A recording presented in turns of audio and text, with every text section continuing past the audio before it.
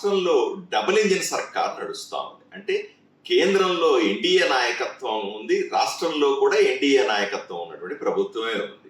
అంటే కేంద్ర ప్రభుత్వం ఫిబ్రవరి 1వ తారీఖున ప్రవేశపెట్టినటువంటి బడ్జెట్ లో వాళ్ళు కూడా కొన్ని కేటాయింపులు చేసుకొని ఉంటారు.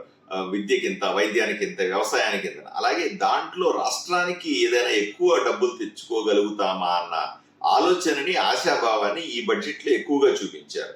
ఎందుకంటే కేంద్ర బడ్జెట్ లో ఉన్నటువంటి డబ్బులు వస్తే ఇక్కడ మనం వచ్చే ఆదాయాన్ని కలుపుకొని సులభంగా రాష్ట్రాన్ని అభివృద్ధి చేసుకోవచ్చు, సంక్షేమ పథకాలు ఇవ్వచ్చు అనేది రాష్ట్ర ప్రభుత్వం ఆలోచన విధానం.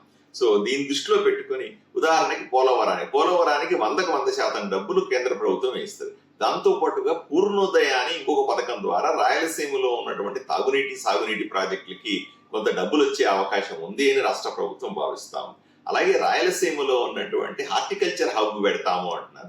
సుమారుగా అంటే పండ్ల తోటల పెంపకాన్ని చేసి దేశంలోనే పండ్లను ఉత్పత్తి చేసేటువంటి అతిపెద్ద రాష్ట్రంగా ఆంధ్రప్రదేశ్ ఉండాలన్నది ఆలోచన. దీనికి రాయలసీమను ఎంచుకున్నారు. 30,000 కోట్ల రూపాయలు ఖర్చు పెట్టాలనుకుంటున్నారు.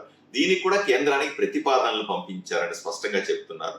దాని ద్వారా కూడా డబ్బులు వచ్చే అవకాశం ఉంది. అలాగే ఆర్థిక జోన్లు అంటారు. విశాఖపట్నం అయితేనేమి, అమరావతి అయితేనేమి, తిరుపతి, ఈ 3 ప్రాంతాలని ప్రత్యేకమైన ఆర్థిక జోన్లుగా తయారు చేసి దానికి కేంద్ర ప్రభుత్వం సహాయం ఇస్తుంది. దాంట్లో రోడ్లు వేస్తుంది, ఇన్ఫ్రాస్ట్రక్చర్, మౌలిక వసతులు నిర్మిస్తుంది. అదేవిధంగా రేర్ ఎర్త్ కారిడార్ కి ఎక్కువ డబ్బులు ఇస్తున్నాము అని చెప్పింది. అంటే విలువైన ఖనిజాలని ఆంధ్ర రాష్ట్రంలో తవ్వి తీసేటువంటి కార్యక్రమానికి కేంద్ర ప్రభుత్వం డబ్బులు ఇస్తుంది.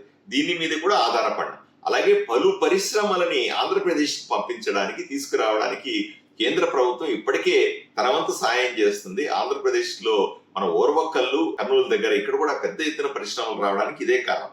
అలాగే టెక్స్టైల్ పార్కును పెట్టాలా అనేటువంటి ఆంధ్రప్రదేశ్ ఆలోచనకు కూడా కేంద్ర ప్రభుత్వం ఇస్తుంది.